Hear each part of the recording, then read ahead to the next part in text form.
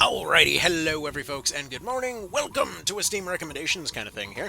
Now, we're a little bit late to this particular party. This is basically the last day that this thing is going on, so, yeah, let's go ahead and try to get some stuff in right before the finish line, shall we? Sorry, I've been busy. I meant to do this like a week ago and then just never got around to it. So, first and foremost, this is going to come as absolutely no shock whatsoever, but first on the pile is Tactics Ogre Reborn. I absolutely love this game, have done so for thousands of hours, and is easily one of my top games of all time. Now, what's the deal with Tactics Ogre in general? Well, we got the entire Ogre Battle Saga, essentially a series of interactive war crime simulators for all intents and purposes. But no, it's think of them as a series of kind of like Eastern European style conflicts where everybody thinks that they're the good guy and everybody's just doing monstrous stuff to each other left, right, and center, and you're always thrown into the middle of that conflict, basically in a sort of role to try and fix a long-term problem, as it were. Like in this particular case, you're essentially playing as a couple of war orphans who are stuck in the middle of a barely surviving rebellion kind of thing in order to try and make their lives somewhat work. And over the course of that whole situation, end up finding yourself in better and better positions to maybe kind of turn the whole situation around. But the way that you talk to people, the way that you handle your fights, the way that people see you in general, is going to largely change the color of each of your runs. Basically, everything is constantly adapting in big and little ways. And so this means that this is a game that you could functionally just play forever. Hell, I've played it for decades at this point across various different versions, and I still regularly find new stuff to find in here. So it's a story that that adapts quite a bit. And please bear in mind, when I say it adapts, I don't mean like, here is big branching path. Do you want to be good boy or bad boy? None of that crap here. A lot of it is way more subtle than you'd think.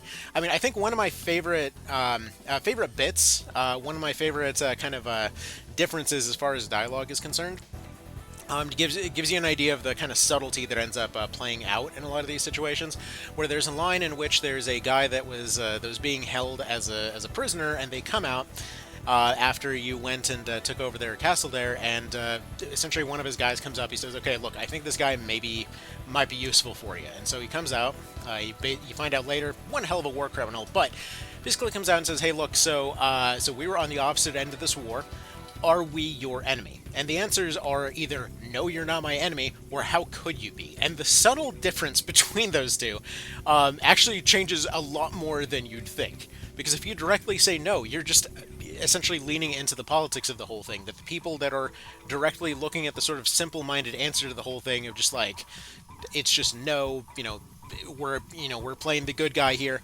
Those guys will end up liking you better. In that situation, he actually will refuse to join you because they're playing into essentially just seeing that you're yet another person trying to play politics or what have you. Whereas the other decision of how could they be leans into a deeper understanding of they were never responsible for what they did in the first place. Anyway. Point is, this game is known for incredible writing. They did a really fantastic job with the voice acting in this one as well. Famously going out of their way to try to make sure that people's voices were even raspy in situations that they should have been. Also, it's going through yet another instance of what I like to call the Tactics Ogre loop, namely where folks come in, they get overwhelmed by either the mechanics or the writing, and then they end up stewing on it for a couple of months before coming back and changing their review. Now, additionally, I should probably point out this is a remake of a remake that's kind of a middle ground between all previous versions. So, like the SNES version, like I've made countless videos on all this stuff, just kind of getting into the nitty-gritty. Look at those if you want to, but the simple version of it is this. SNES, PS1, Saturn version, the mechanics were super simple, basically just level grind and you got steamroll potential. PSP version had a... They tried to expand it out a little bit. They tried to go crazy with the tabletop simulation elements. So you had a whole character spreadsheet with all kinds of different rankable skills, different racial skills, different elemental augments, which is all well and good. That system, it's not that it doesn't work, it's just that it took the fan mod 10 years to actually rebalance it into something functional, okay? Now, and yeah, if you want to see that particular version of that whole thing, then sure, you can grab a PlayStation Vita, you can go grab it off of PSN, and then you can go get the One Vision overhaul, which it fully realizes the potential of that system. What Reborn does is it essentially takes a middle ground between the two, attempting to simplify an excessively complicated system back from the PSP version, in which we still keep, for example, rankable weapon skills, but every skill does more stuff. Instead of worrying about the boring passives, like having to specifically go and take time to go gain points in order to go and learn to have the ability to wade through water or something like that, it's just like, oh look, I just added waterproof coating to my armor. Good, it just does that now. Oh, I want to extend my movement range? Good, I'm just going to go improve my shoes. I want to climb better? Good, better gloves on every one of my soldiers. We have access to rooftops now. The idea is that it takes a lot of this stuff that was previously tedious, makes it flow a lot better. In terms of game flow, this thing is an absolute masterclass of taking something super complicated and making it just flow like water. I love it for that. The deeper simulation elements are still there, and again, if you see any reviews that are trying to claim like, no, they took out this or this or this, no, it got changed into something else. Everything is still here from that original version, but it ended up changing into a particular way. And I think probably my favorite example of the rebalances on this one is an item called the Caldia. Essentially an item that was a joke in previous versions. It's just a fan, a little fan with frills on it, okay? And so, like, original SNES version is just like, oh, here's this cool fan, it charms enemies if you hit stuff with it. You know, pretty classic type of joke item. PSP version comes along and like, oh, you can't have on-hit effects that are that good. Instead, you can activate it to have a charm spell chance, but oh, I'm sorry, most of the people that can use it don't have the spell accuracy skill, whoopsie! And so it just basically was kind of like a useless whatever item that you converted into a different kind of fan. You basically put metal plates on it, and then it became a really overpowered weapon. In this version, it changes the entire context of several different characters, where you get piles of this thing around the mid-game. It has a parry effect on there on account of being a one-handed weapon. This means a lot of spellcasters can use it to, let's say, catch and deflect arrows. You have that same charm effect on there, but it's now usable on classes that automatically use a skill called concentration to improve their spell accuracy. So essentially, this thing would actually have a chance to use its charming effect at long range, which also means that it's usable more as a MP economy tool rather than just as a joke weapon. It's now used as an offhand shield, oftentimes being more useful than having an actual shield and stuff like that. Essentially, again, one item that functionally speaking has not changed from the PSP version, but as far as the overall context around it, it changed like half the dang classes in the game around itself. It's really darn cool how they did that. So that's the kind of remake that this is, that it essentially takes a lot of stuff that was technically the same there and recontextualizes it around a new system, and everything just works so much better. Like, genuinely, like, I'm moving on to the next recommendation now, but like, genuinely, anytime that you've heard somebody say something along the lines, like in the reviews or whatnot, like, oh no, they took out this thing or they ruined this thing, I promise you they just have not played long enough to actually see what they did with it, or just refuse to actually change. Anyway, now that we've spent the first 10 minutes of this talking about a single game, let's move on. Coming in at $10. Actually, I probably should have mentioned Tor back there was currently at $25, as it is whenever sales happen. Alright, so what is Horizons Gate? Well, it's one of many of the Rad Codex games, and I will say, while I personally think Kingsbane is the best of the bunch, it's not currently on sale, so we're going to talk about Horizons Gate. Essentially, think about if you had Final Fantasy Tactics or something like that, but you were on a boat and it was open world. It's Final Fantasy Tactics meets Morrowind, basically, for all intents and purposes. If that sounds appealing to you, get it. Have fun. You will enjoy yourself. The class system is a ton of fun. The way that they redo FFT mechanics into something very, very fresh is a ton of fun, and that's basically the Rad Codex games in general. It's essentially 4 different games at this point that I believe started with Elvora. All of them are going to be essentially the Final Fantasy Tactics like class and building system in general, but like an improved version of it. You generally have open-ish or completely open worlds. Horizons Gate is the biggest open world that they ever did in this series, and essentially custom characters all throughout. In addition, with this one, you have a sailing element, as well as, like, for example, you can, like, run into sea creatures and board them to go steal the gems off their back and stuff like that. Like, it's a game that's got really deep mechanics all throughout the dang thing, and as you might have potentially seen around the world here, everything is kind of an instance of something that exists. So everything that exists in the world also exists in battles, and additionally, every one of your skills is also a traversal skill. So, for example, if you have the ability to go push something and you notice there's some furniture in your way, you can push that out of your way, or use it to go build barricades, or go and trap an area before a fight that you realize is coming up, or whatever else. I mean, there's not as much world interaction in this one as there is in Kingsvein, but there is an absolute ton of it. Again, this engine is kind of built for it. So it's a really, really good time. Easily some of the most Fell Seal Arbiter's Mark. Now, don't let the visuals fool you. This game is incredible. Basically, again, we're looking at a sort of like FFT. Okay, you could say FFT clone. It is a straight up improvement on every one of the mechanics that FFT tried. The general idea is that this is a sort of. If you ever wanted a dream exploration of everything that those mechanics could do in a world that is entirely built around them. So like those Matsuno games, like Tactics Ogre and Final Fantasy Tactics, stuff like that, they have mechanics in service of the story. This is the total opposite, in which the entire world exists for these mechanics to exist, and they will logically follow up with all of these things as they carry along. Like, I think one of my favorite moments is where if you haven't run into the drowning mechanic, because if any character is thrown into deep water and they're unprepared for it, they just drown. There's one particular instance in which there's someone who's capable of teleporting people, and in basically he's legally prohibited from actually participating in a fight. He's like, I'm not legally participating in a fight. I am just teleporting them to the bottom of the lake. Like, that's just such a fun concept. That people are getting into weird like legal technicalities, which I'm assuming that was meant as like a Final Fantasy Tactics Advance reference, but still, I gotta appreciate that. But yeah, this game is a ton of fun. It's got some of the most customization you'll ever see in the genre. Being able to customize every one of your units to a absolutely preposterous degree, and I would recommend picking up this one and the DLC at the same time. So the DLC and everything else, let's see. Currently, yeah, the game itself is $5. Buy it with the DLC for $6. Okay, just do it. It's the full experience. You want that DLC. Basically, it adds things like away missions.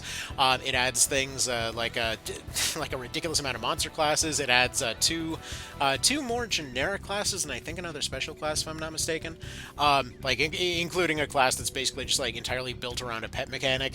It's a ton of fun. You want this one. Like, make no question about it. You want this one. Oh no, the visuals aren't for me. Get over it. Get over it. Yes, they are. You will learn to appreciate it. Now, I know that sounds a little blasé, but seriously, this is one that originally I wasn't sure what was going on with the visuals either. You will get over it. It's worth it. And yes, for their next game, these guys are actually working on another game right now called Pathbreakers. That's basically like a Battle Brothers clone, which we'll get to in just a moment. But yeah, no, they took that particular thing to heart. Please remember that this is made by a team of like 2 people. So when you've got potentially thousands of different combinations as far as classes and stuff like that go, and a budget of basically less than a Taco Bell, you're gonna want to try to figure out some stuff that's going to work with everything. Okay, so yes, the animations are a little stiff. You'll be fine. You will survive, I promise, and have a hell of a good time doing it. All right, let's go ahead and move on. God tier indies. Next, we got to talk about Monster Sanctuary, and like exactly what it says, monster taming meets Metroidvania. Yeah, did you ever want to do Symphony of the Night and Pokemon at the same time? Because that's exactly what this is, including additional modes like randomizer modes, permadeath modes, and what have you. It is awesome. so yeah, easily a recommendation. And as you might have noticed, every fight is a team fight. So for example, you can have 6 party members with you, but you fight with 3 of them at a time. But yeah, really flowy combat, really cool combo system in which it's actually like this dynamic thing where you any attacks done towards the tail end of the encounter will end up doing a lot more.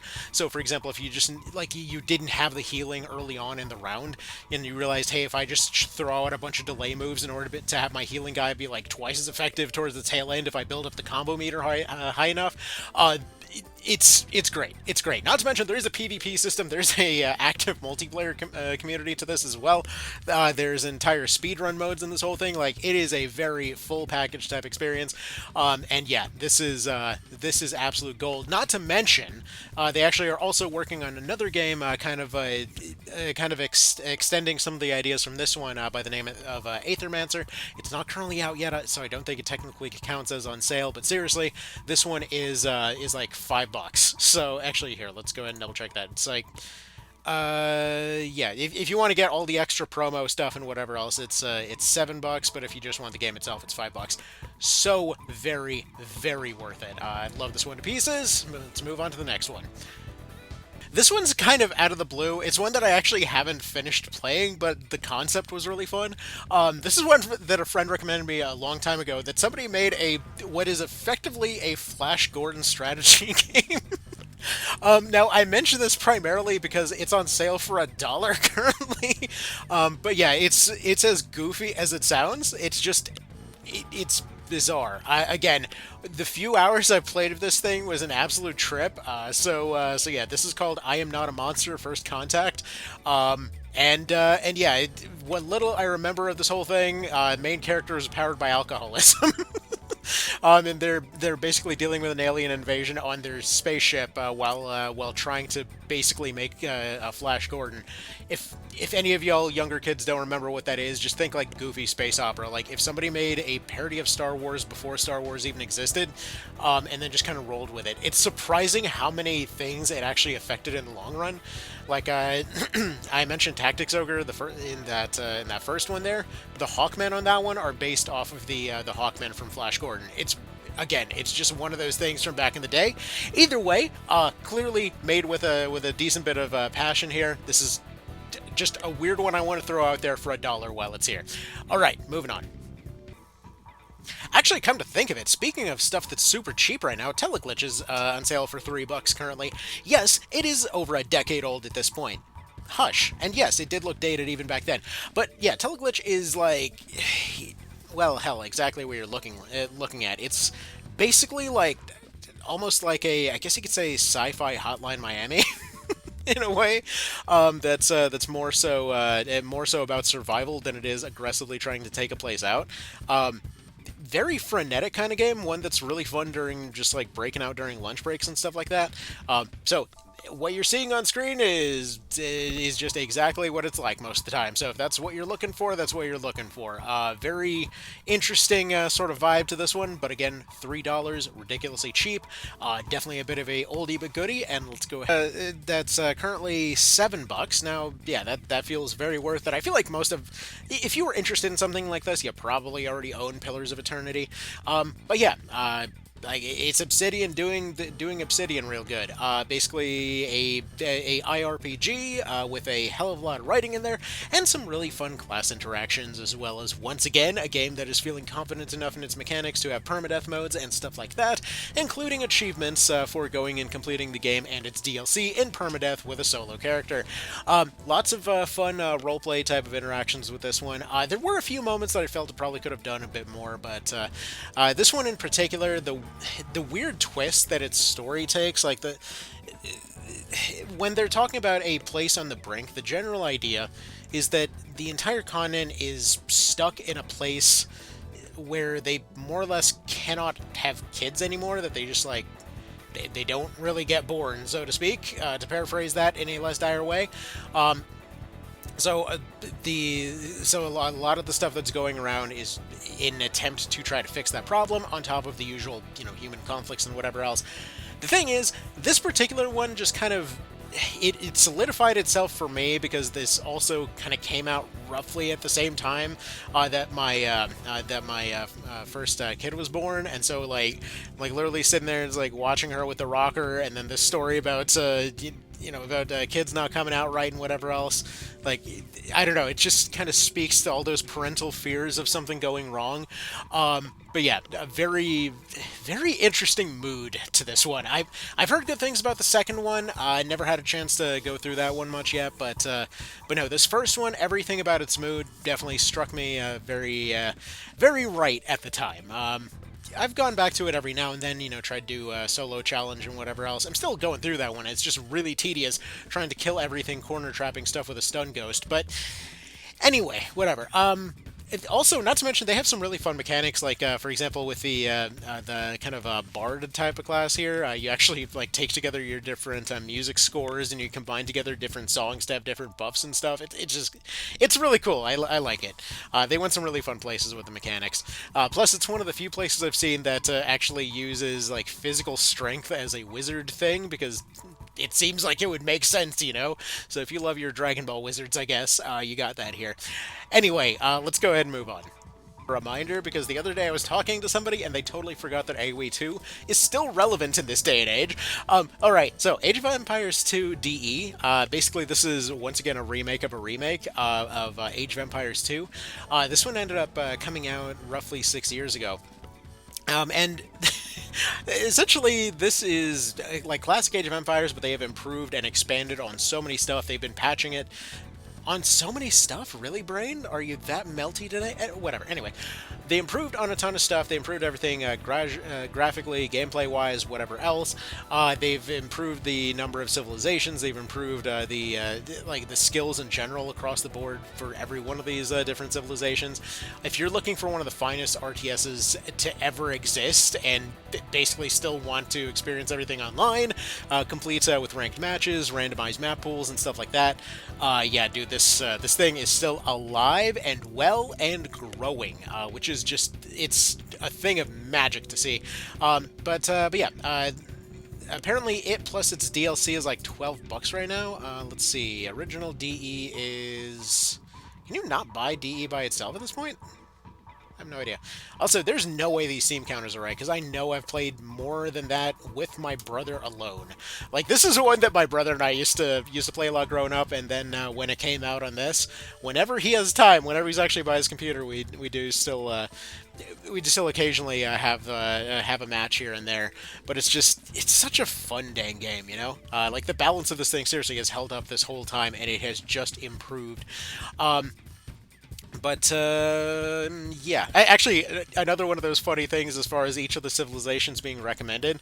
Like, originally, we were Lithuanian at one point, and just seeing that the Lithuanians not only got added to the game, but also had the bonus of starting with extra food, just felt very appropriate. They brought their potatoes. Anyway, moving on. Another one that's for just under $7 here. This is... I don't know if this is necessarily a recommendation for everyone, but dude, this game is trippy, and I have not heard it talked about much. So this is another indie from, like, again, like 6 years ago at this point, called It Stares Back. Essentially, I guess you could call it StarCraft-esque, but it's more of like a RTS campaign type of deal. Really, you're in this one for the weird vibes, okay? It is... As you can tell on screen, it is an absolute trip of a game. Like, if you loved old campaign RTSs specifically for their campaigns, and you just wanted one that was absolutely freaking out there, yeah, It Stares Back. Again, very strange game. I don't know, like, I played it back in its very early days, so I don't exactly know where it went from there. But apparently its reviews have stayed positive, so there's that. Okay, I thought you were on sale. Apparently you're not on sale, but Together in Battle has a demo, so you should go play it. Alright, next on the Apparently Everything is $7 today bucket, we've got Timebreak Chronicles. It's FTL Final Fantasy. Okay, you travel through space, you run into different events, and you make a team off of whatever random, like, just like alternate universe nonsense you come up with. You got like wrestlers fighting next to commandos, fighting next to clowns, fighting next to like friggin' immortal Persian armies that just replace themselves every time that they die. It's great. There's a ton of creativity in this one. It's real good. Not to mention a single-player campaign if you would like to go that way as well.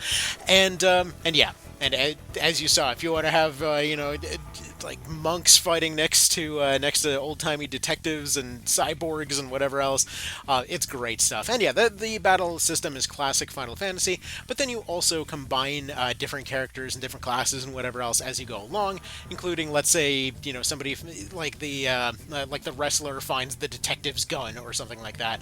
I forget who has what. I think the commando was the one that had that gun. Whatever. Anyway, point is, you can combine the different classes together for all kinds of different effects and what have you, and game is fun. You should go play. Is 7 mentioned that for $8 we have the XCOM 2 collection. Now sure, XCOM 2 by itself, $3. Just get the collection, okay? Just get the damn collection. No, you will not miss those $4 as much as you will enjoy this game. Now, if you ever wanted to see what would happen if you took, let's say, an old Saturday morning cartoon and made it into one of the one of the just best SRPGs out there, then there you go. Also, recently, they've been going through a mixed thing. Let me go ahead and explain that real quick. They had a launcher that they previously used to go launch the game, and they changed the launcher because people didn't want to connect to the internet, and so it was removed because people wanted it removed, and then it was removed so people got mad because it was removed. Look, seems like a pretty dumb thing to me. This game's still freaking great. So apparently what had happened, in some cases, it had issue, like when they removed it, it was a case that some people's computers were still looking for that original launcher, so they had to reinstall it, so yeah, so there's that.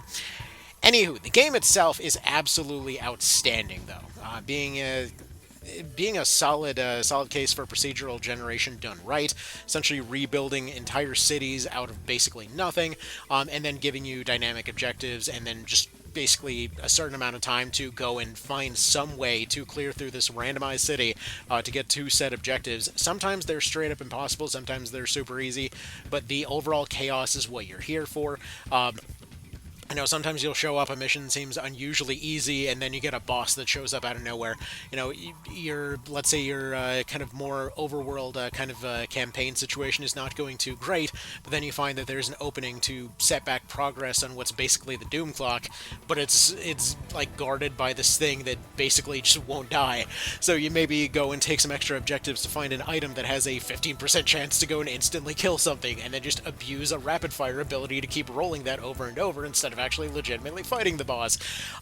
It's a game that wants you to break its mechanics in order to survive, and that's very appropriate for the setting. So it's basically you and your rebels here going around in their helicarrier trying to save the world from an alien invasion that already happened 2 decades ago, and yeah, it is incredible. Also, it's basically out on everything, so it's up to you. Probably the most convenient version is that on phones and iPads. The PC version, especially if you buy the thing plus its DLC, does come with a lot of extra stuff, including extra weapons, armors, as well as the amazing TLP soundtrack, which goes and remixes a bunch of things, including like the old PS1 XCOM soundtrack getting remixed as like a 80s rock theme. Oh, it's so freaking cool. Anyway, yeah, this game's great. It's definitely goofy by design. It's a case where it takes itself way too seriously as a joke. So yeah, it's kind of got a mix of that like RoboCop and sort of like almost Marvel-esque aesthetic. But yeah, no, a lot of it is done very tongue-in-cheek. Like, I think one of my favorite things is from one of the Tactical Legacy Pack missions, in which they all go through all these harrowing, like life or death and barely surviving kind of missions, only to get to the very end and realize it's just because Bradford forgot his sweater. Like, he's just so glad to get his sweater back. Oh, man. Anyways, again, it's goofy, it's fun, it's great, you should play it, especially for how cheap it regularly is. Yeah, it's worth it. Okay, on the flip side of games that I'm surprised didn't have more of a shitstorm than their reviews actually show, we've got Risk of Rain 2. So this game, in previous recommendations, I had to mention that it had some really weird glitches for a while, which is, I guess, frankly, not anything new, because this game has had bizarre glitches since it launched. But yeah, basically what we have here is not necessarily a survival game necessarily, but kind of like a... God, I don't even...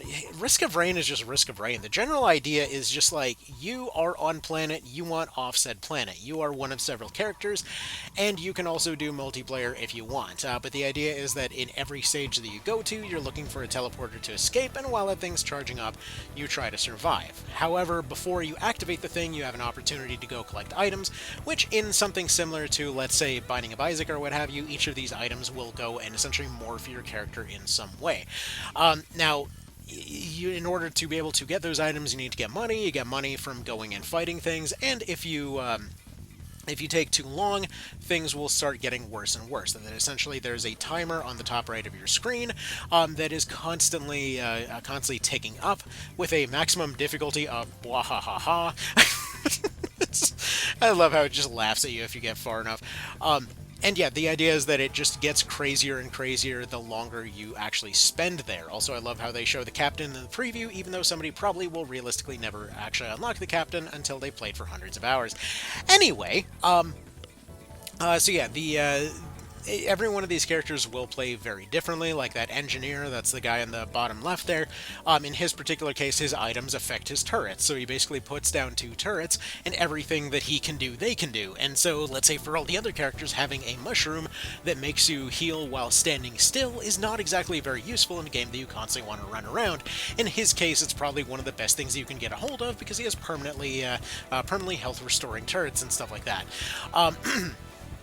Anyways, the idea is that you are overwhelmed almost immediately upon getting there, and it just gets worse. Every run through this game is roughly going to take you half an hour to an hour, depending on how you're playing. If you're playing well, it really should only take you about half an hour to 45 minutes. Any longer than that, and you're probably screwed. And or your last boss fight is not going terribly well because of the items you got along the way. But just adapting to all kinds of craziness is what this game's all about.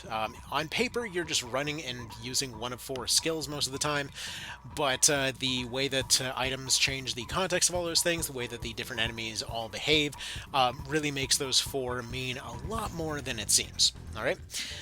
Anyways, so yeah, easily one of the best, like, just end of the day, you just want to chill and watch some stuff get shot and realize you're probably not getting a win type of games.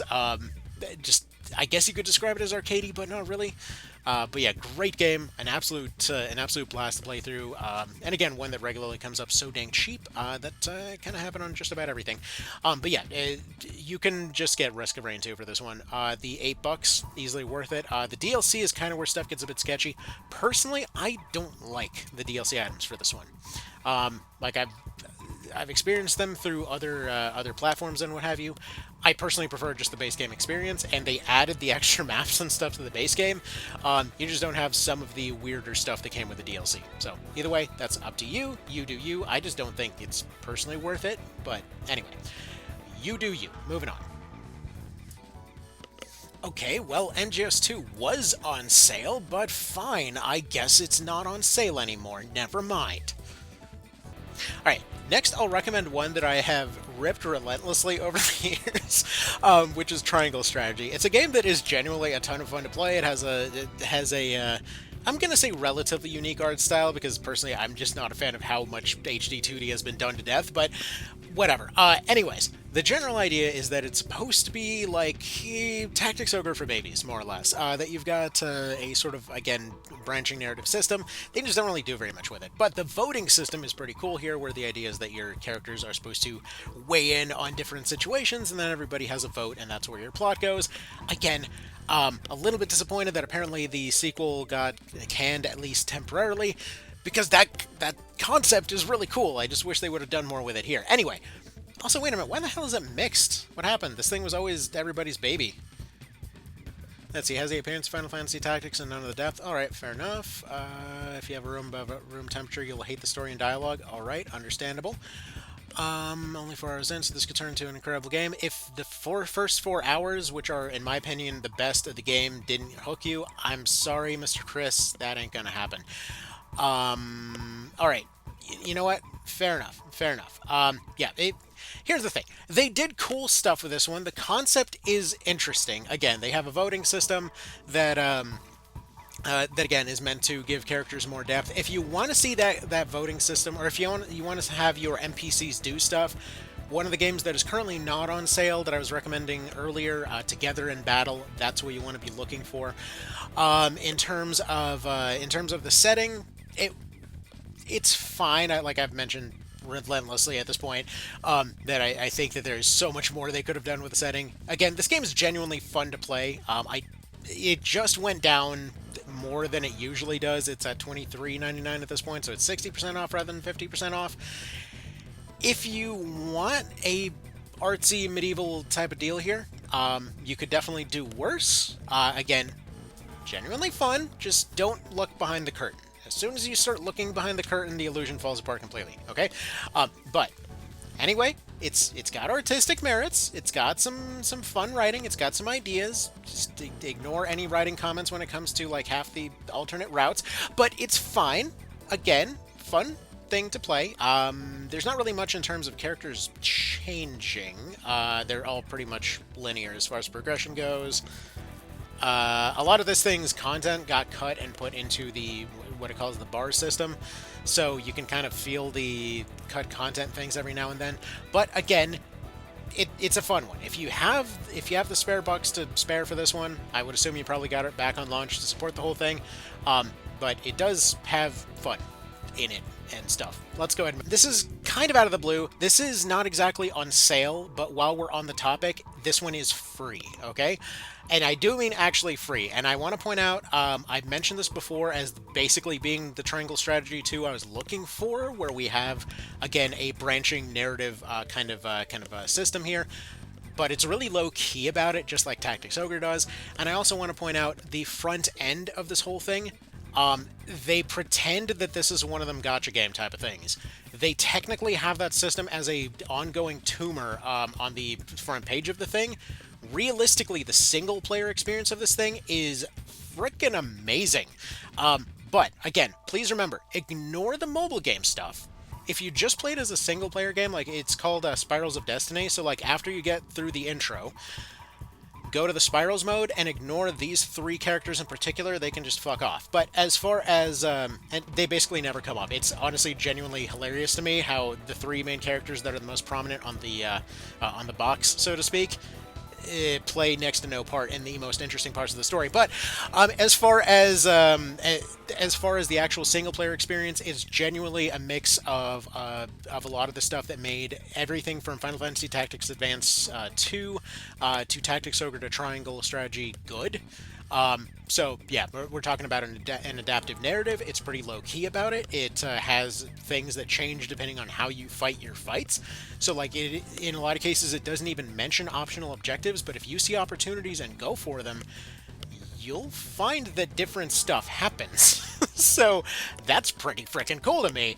And again, it's free. So all the gotcha whatever type of stuff that's, again, that cancerous growth on the front of it, that basically is just its own thing. You can just click right past that. It's a lot less egregious than most that I've seen in that particular thing. And again, the single player experience, if you never even engage with the multiplayer stuff, it doesn't even pop up with the options to include, let's say, your characters from that other thing, because technically there is the option to make a bunch of overpowered stuff in the multiplayer game, and then just like teleport them in for some resource cost. But yeah, if you never bothered, it doesn't even bother putting them in your team, which I personally appreciate, because it was originally meant to just be that single player experience. And then I guess, you know, the suits stepped in and they're like, if you want to keep adding content to this game, you're gonna have to accept some cancer. So yeah, that's the deal with this one. And yes, I know, came out of China or whatever else, but again, in this case, the result was something positive. So probably the most variety of mission objectives that I've seen out of anything like this.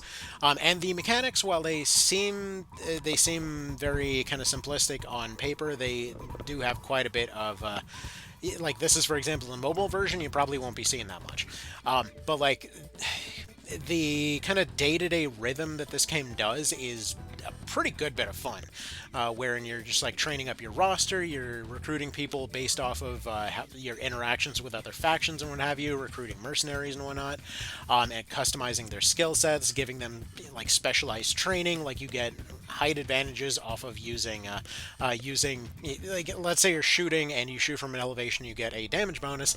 But let's say you train somebody to go build props, and then you just climb up your own props in order to get a damage bonus and stuff like that.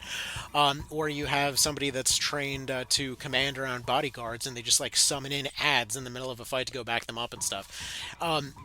It lets you get pretty creative with this stuff, and I thought it was a ton of fun. And again, I've been through this thing like 2-3 times at this point.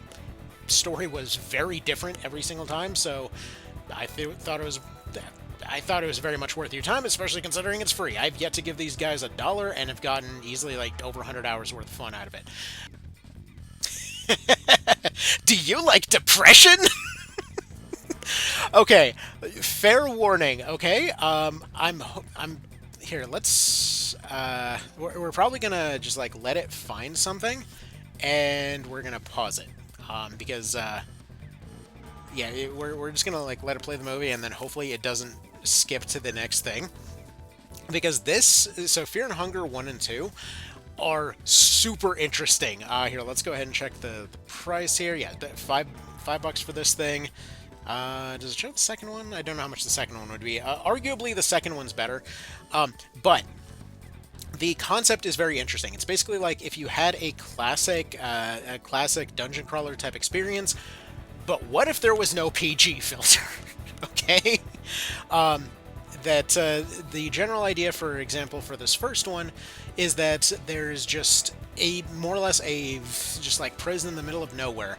For whatever reason, some eldritch bullshit happened to it, and it's just like it just freaks out anybody that goes anywhere near it. Everybody inside is completely out of contact, and there's just a group of people that are sent to go and rescue a guy for various different reasons. They all have different reasons, and they all can run into each other. One of them is trying to kill the guy for revenge. One of them is trying to rescue him because it's his job. Another one is one of his lieutenants that basically thought that they were a couple.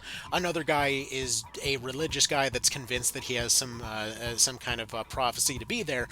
And the idea is that every one of these characters not only play differently, but the absolute like depravity to which stuff ends up playing out is something that, again, will probably be way too far down the grim rabbit hole for most, but it is a really interesting exploration, narratively speaking, of stuff that happens there. Like, for example, just one of the more PG examples.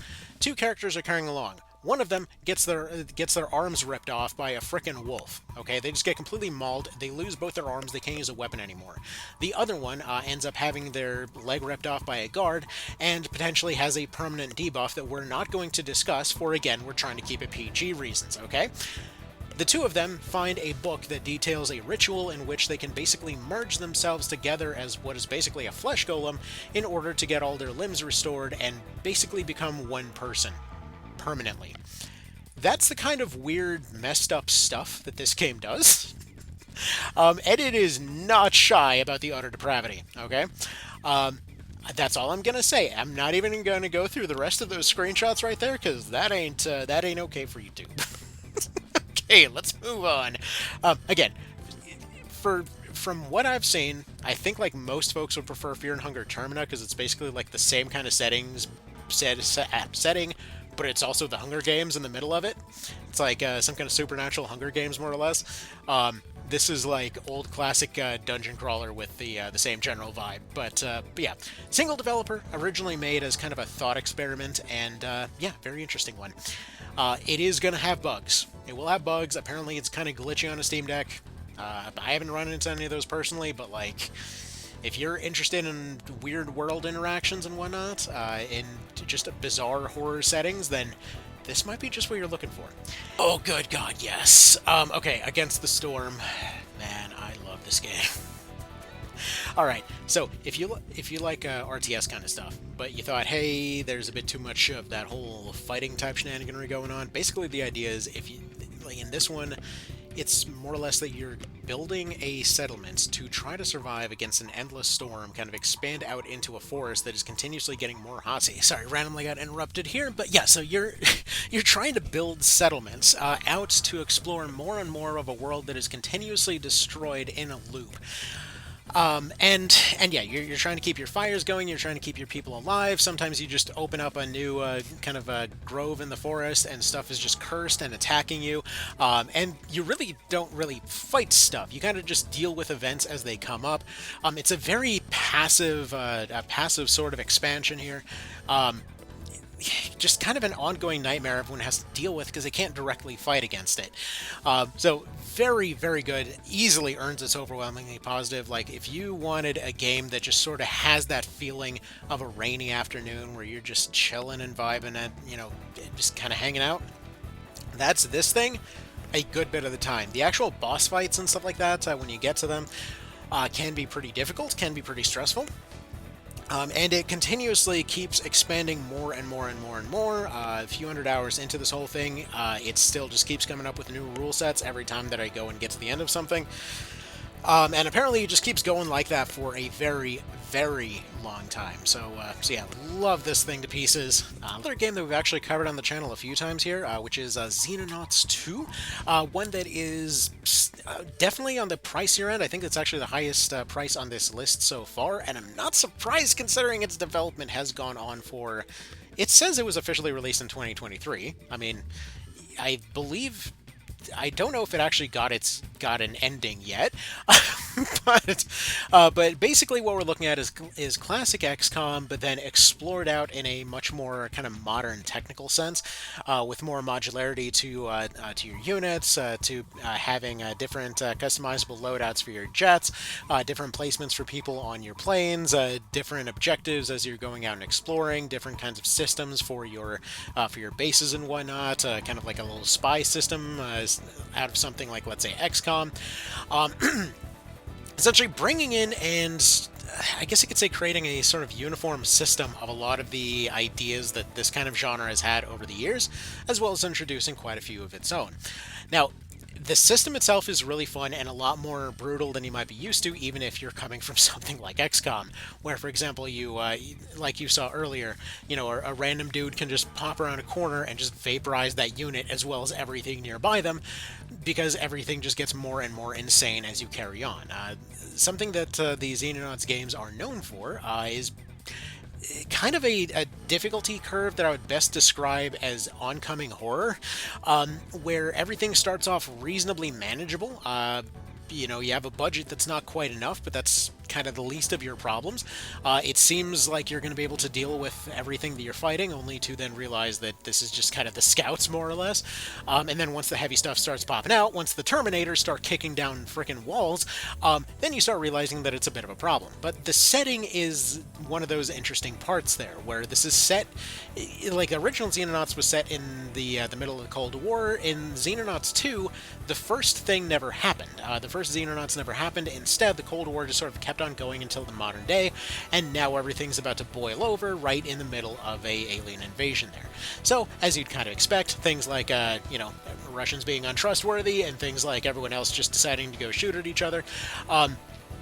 And yeah, the idea is that right as the alien invasion begins, you lose your main base, you lose the original commander, I'm pretty sure that is, and then you're starting over from scratch in order to try and figure out some way to stop the thing from happening. The only reason that they don't overwhelm you immediately is something they can't breathe the air yet. So while they're retrofitting all their stuff to be able to actually enter into the atmosphere, you're trying to study them to try to make better weapons and armor and, you know, machines and whatever else. And so yeah, it's great stuff. It's one of these ones that, again, you can't really roll back the clock. You constantly want to be making progress, or you will be overwhelmed.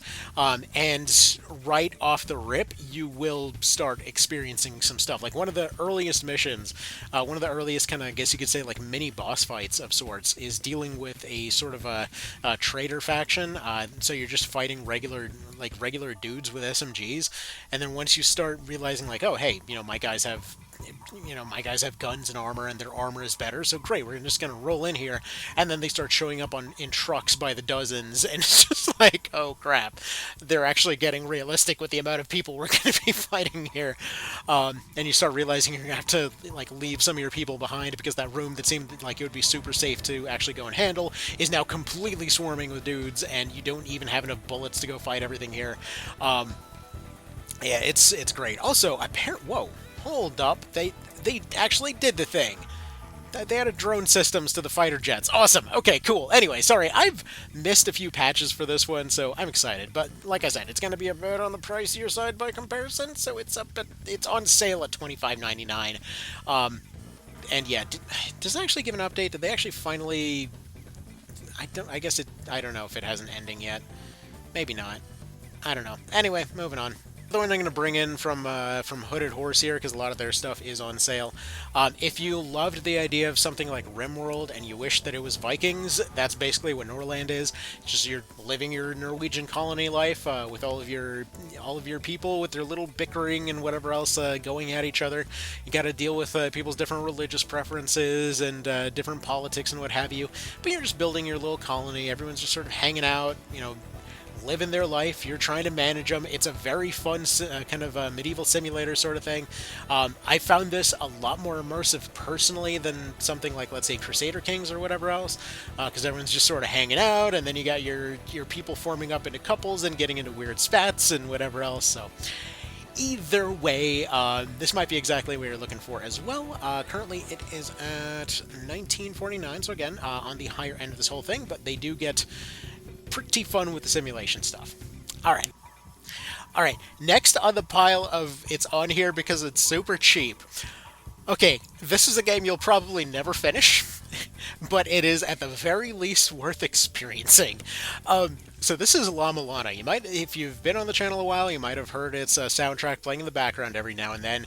But effectively, this is an Indiana Jones simulator for all intents and purposes. You're a dude that is showing up to go plunder the depths of this gigantic tomb thing. The thing that makes it unique is how seriously it takes that concept. Okay, because yes, it does take you through the full extent of that particular journey, going from just being somebody that's trying to find ways to move stuff around on plinths to be able to just sort of enter a building. You get some basic booby traps or what have you that pop up every now and then, and by the end of it, you're basically kind of expected to have learned the entire lore of their entire religion, to understand the concepts of life and death as they exist in this particular universe. It is a puzzler in the most extreme sense, where the first few hours are basic logic puzzles. By the time you get to the later stuff, it is... They do mention challenges. I think one of my favorite stories is that there's this dude that tried to beat the entire thing without a guide. He did eventually succeed months later, but then was showing pictures that they had like entire journals worth of notes as far as trying to understand the puzzles, trying to understand the lore. It gets weirdly complex, but seriously, for $3, one hell of a game. It is at the very least worth experiencing, but yeah, don't feel bad about using a guide for this one, because some of the logic is stuff that you will never figure out. Like, in one particular instance, one that I figured out on accident, but couldn't figure out how it worked, is that you're supposed to be viewing everything as a sort of 3D space, and they expected you to map everything out. So when, for example, they're saying that there's a guy pointing to where you need to go, and then you're following that all the way over, and in reality you need to go the other way, through the entire map to get through the other end of an entirely different zone and break a wall to go get through there, and they wanted you to view the entire thing as a circle, not a series of squares. Anyway, the point is, it's weirdly complex, but it's also $3. Give it a try. Battle Brothers is on sale for 50% off at this point, so it's $15. This is one that I've actually seen on better sale for some reason on the Switch. I'll never understand why, because usually stuff's more expensive on the Switch, unless it's Battle Brothers. Yeah, general idea is you're a band of mercenaries that is traveling along doing mercenary stuff. There is a overall campaign. What that campaign looks like is kind of decided by you or set to random at the very beginning, whether there's an actual apocalyptic event, whether it's just politics, or whatever else, as well as having a lot of different ways to start off said campaigns. But for the most part, you're exploring around, you're building up your team, you're getting better at doing the whole mercenary thing, but it's the strategic stuff in the middle, the considering the logistics of all of your fights that matters quite a bit here.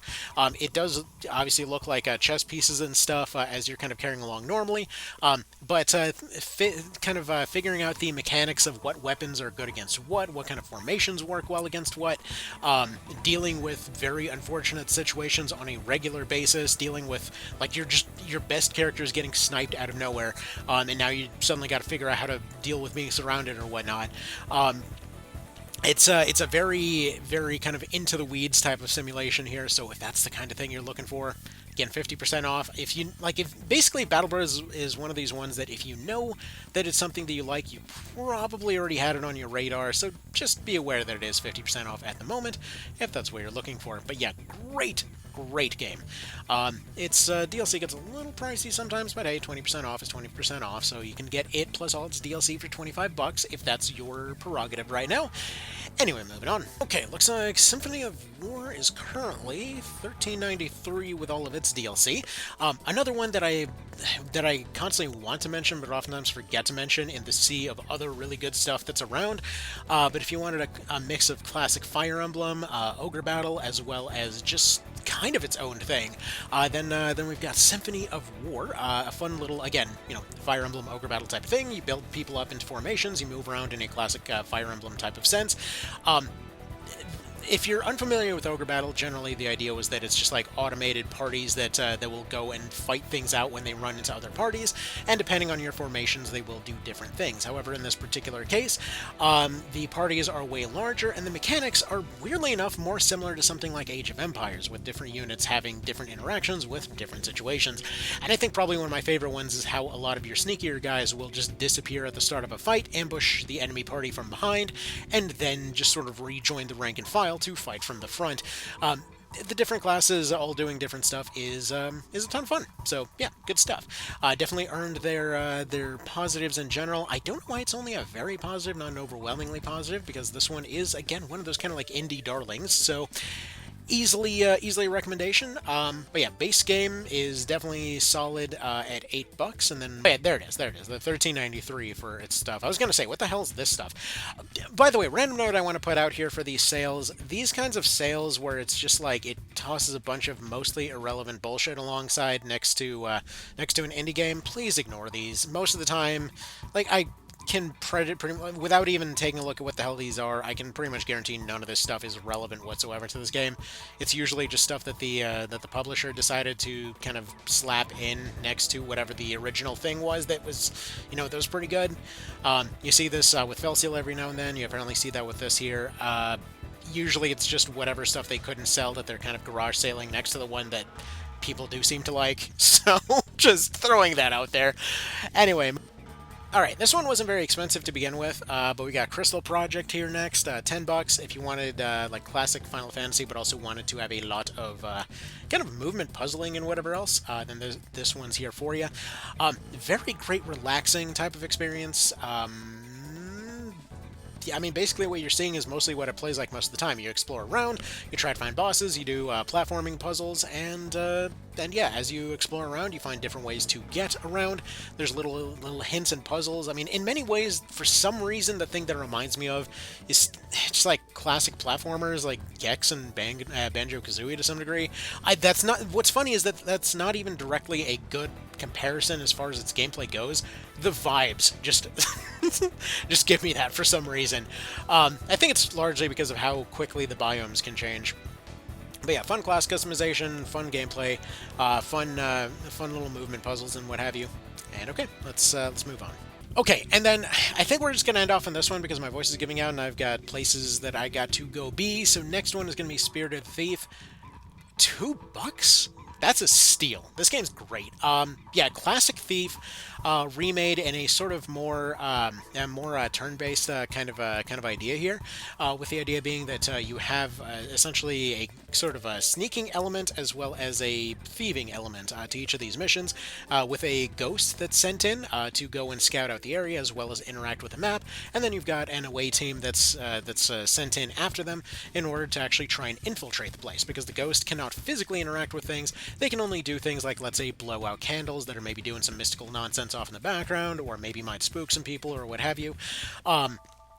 Whereas your actual thief team is there to go and steal particular things. There's, surprisingly, a fun story kind of tied into the background of this one. And again, the turn-based mechanics are a good bit of fun there. Each of your characters play differently, and as you unlock them, you actually can go back to different areas to try and handle them differently, maybe get to objectives that you couldn't before.